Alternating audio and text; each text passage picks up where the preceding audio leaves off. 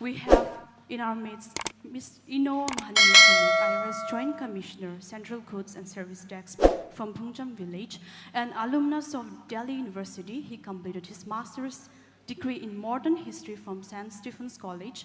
He successfully cleared the UPSC civil service examination in his second attempt in May 2013. Presently, he served as Joint Commissioner, Central Codes and Service Desk, CGST. Please join me in welcoming Ngahanyui Zimik on the stage.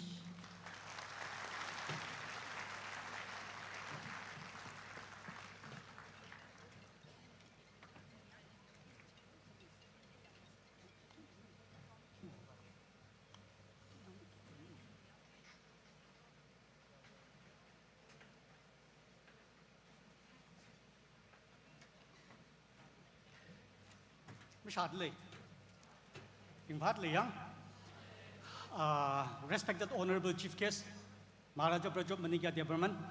Yes, sir. I've read about the Maharaja almost 20 years ago. Probably it was around 2006 or 2007. And if Maharaja would remember, you may not exactly remember, but I actually met him at his majestic Tripura Castle in Shillong about 2 months ago, together with the former national spokesperson of the BJP, Monomo Gikon, sir. Three of us, we were actually together. Honorable Guest of Honor Moses Chalai, sir, Secretary, Department of Public Enterprises, Government of Ministry of Finance, Government of India, formerly Secretary to Donor Ministry, also former Secretary of the Northeastern Council. When Moses Chalai would have actually entered the Indian Administrative Service in 1990, probably I was still growling in nursery classroom. That was actually in 1990. Just for the benefit of few, I would like to provide some facts and details. Actually, Ministry of Finance actually consists of 5 or 6 important departments. You have got the Department of Revenue, Department of Expenditure, there is Department of Financial Services, the Department of Economic Affairs, Department of Investment and Public Assets Management, and then finally you have got the Department of Public Enterprises. So Moses Chalai is actually one of those top 100, senior bureaucrats, IS officers in the country as of now.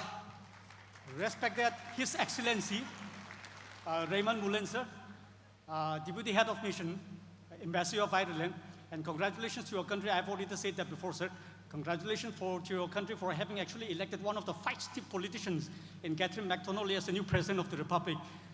And finally, respected Honorable Slobodan Uzunov, sir, the Ambassador of the Great Republic of Macedonia out here actually in Delhi. And respected other important dignitaries.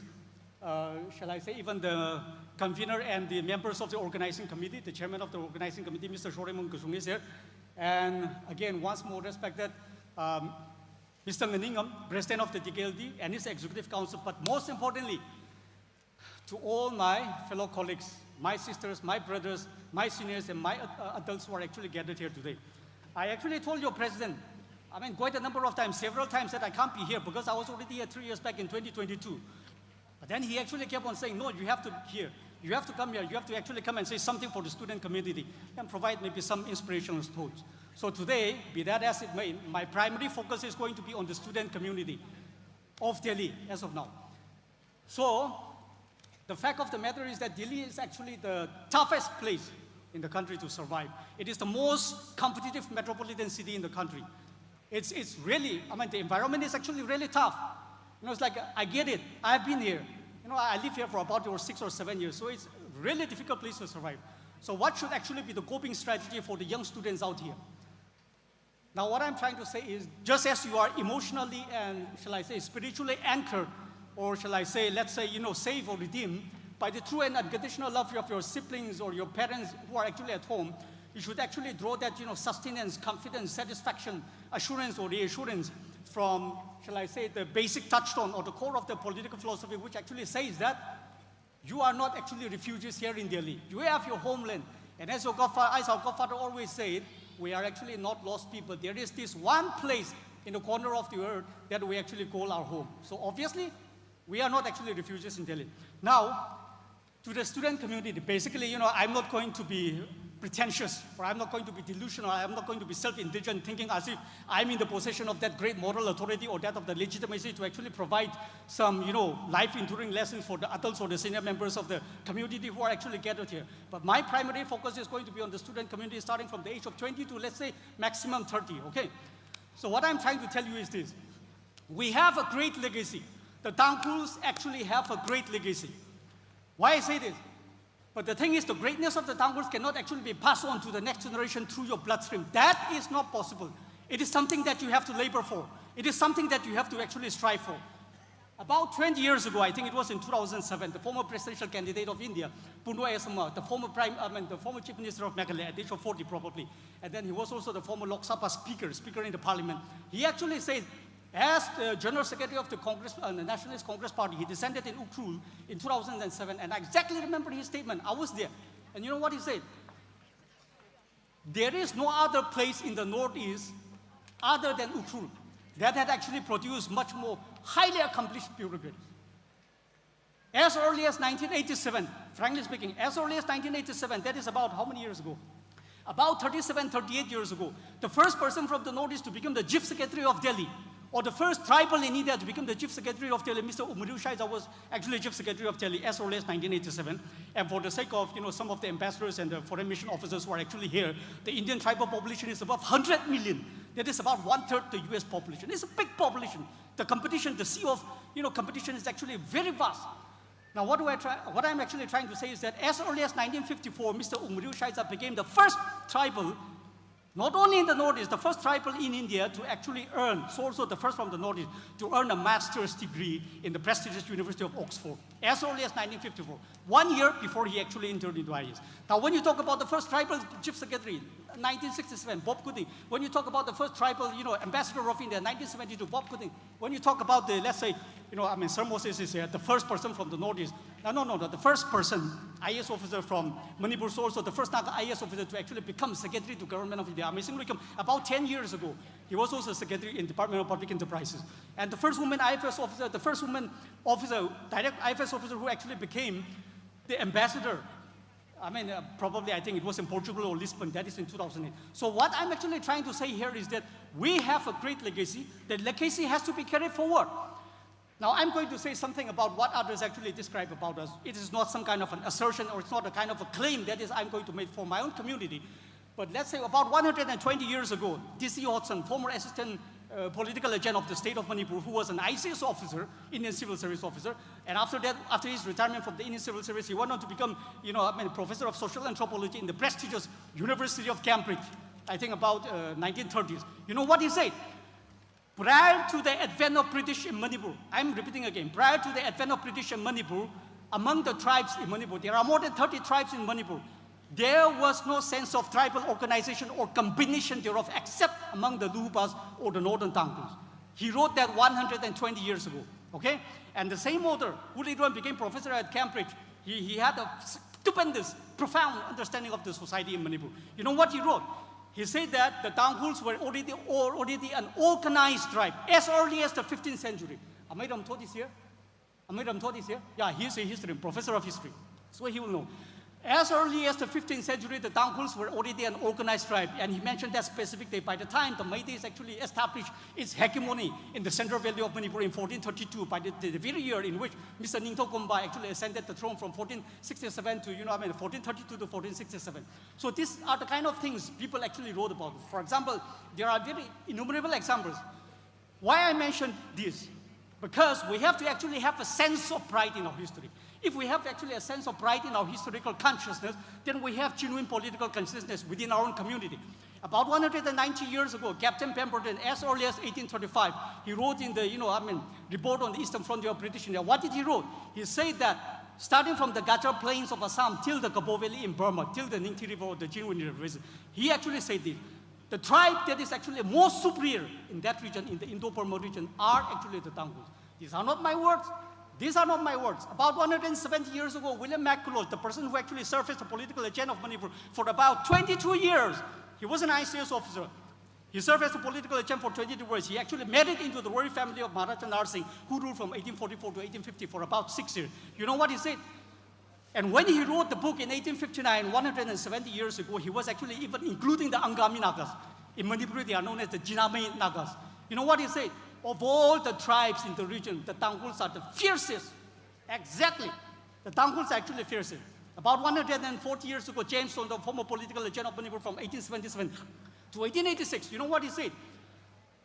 The Tanghuls were so famous in the 18th century and even in the 19th century that people on the other side of the Burmese plains, that is in the Gabo Valley, as far as the Ningti River or as far as the Jinwin River, used to tremble at the sound of their names. See? That's how people actually talk about us. Now, why I'm actually saying this, you need to have a sense of pride in your history. You have to awaken, you know, the dormant spirit that is actually inside you. You know, where is this? Mr. Roque, I think Mr. Roque is the National Secretary of the National People's Party. I thought he is coming. Is Mr. Roque here? Yeah. 2.5 years ago, he actually sent me a video. It was a podcast video. And in that podcast video, the person who spoke was Colonel Bakshi, Colonel retired Bakshi. He was actually the founder of the military intelligence or that of the DST within the Indian Army, one of the most famed intelligence organization unit in the Indian Army. You know what he said? I'm saying it to you for all. What he said is exactly this. If there is one martial race in the Northeast, then it has to be the Tangkhus. Okay? Not my words. Now, why I'm saying this? Now, what should be the strategy now? It is our duty and responsibility to actually transform or convert that fierce energy that actually runs in our bloodstream into productive and creative enterprises and adaptations or, you know, whatever it is, for the benefit of our own community. Last point, I want to actually stress on this. Maharaja sir is here.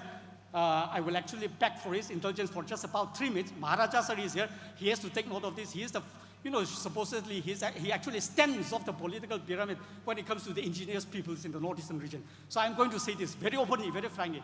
And these are not my words. The royal family, the ruling dynasty that had actually ruled the Meiteis for the last 500 or 600 years are actually Tangkhus by blood. They are not Meiteis.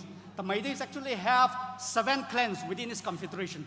James Johnstone, about 140 years ago, the political legend for 22 years, 10 years, he said, there is absolutely no doubt that the royal family that actually ruled the Meiteis for the last 600 years, 500 years, are actually Tangkhus from Hundung.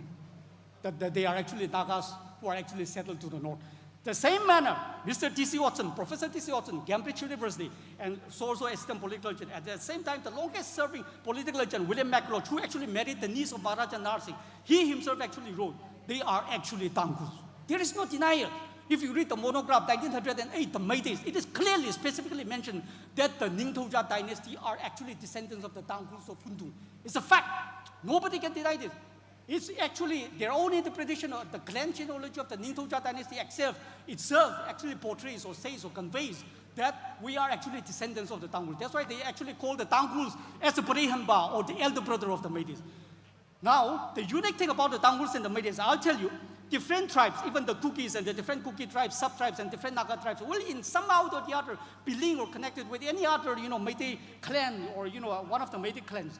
But the unique thing about us is that we are connected primarily to the royal family, and the royal family is our blood. The Sanabuya, which is one of the ancient manuscripts of the Meiteis, it was actually written in Meiteilon, that is probably centuries ago. It was even written that they are actually Tangkhus. They are actually people who actually came from Hundung. And this was actually written probably about, you know, it was already defended as a PhD thesis about 25 years ago in 2001 or something. So why I say this? Last note, why I say this? It is very important to take a sense of pride in who you are. You have to realize your strength that is actually dormant within you. About 120 years ago, a very famous Bengali journalist, I will not mention the name, he started a conversation. He accosted me and started a conversation. And then he was the deputy chairman of the All India Radio Shillong. You know what he said? He said, among the tribes in the northeastern region, Manalo, please, among the tribes in the northeastern region, the Tangkhus are actually the most intelligent. Not my words. Not my word. These are the words of some Bengali journalist, a neutral observer, okay? So please, for the student community, you have to labor hard, you have to work hard. You know, see, the thing is, the very fact that we're actually doing very poorly in the last decade, especially in the competitive exam, this is unforgivable. There is absolutely no excuse for the very fact you don't come here to Delhi to play. You don't come here to sing around, dance around, to just walk around. The easiest thing that you can do is to walk around. You can walk from North Delhi to South Delhi. Some of my friends used to do. What they are doing? They are already 40, 41. They are not even married. They don't even have a job. If that is the kind of life that you are looking forward to 10 years down the line, 15 years down the line, go ahead. You are not supposed to relax here. You are not supposed to relax here. This is not your home country. You are here to study. Some of your parents are sweating 9 hours, 10 hours every single day in the battlefield to send you to colleges here. Don't pretend as if you are from rich families. That is not your responsibility. Your responsibility is to study and study and study. That is the work of a student. Please forgive me for that. I have been harsh, but to be very frank, we have to admit our own failures, okay? Thank you so much. Thank you, ENO Ngahanyui Zimik, for that profoundly inspiring and thought-provoking address.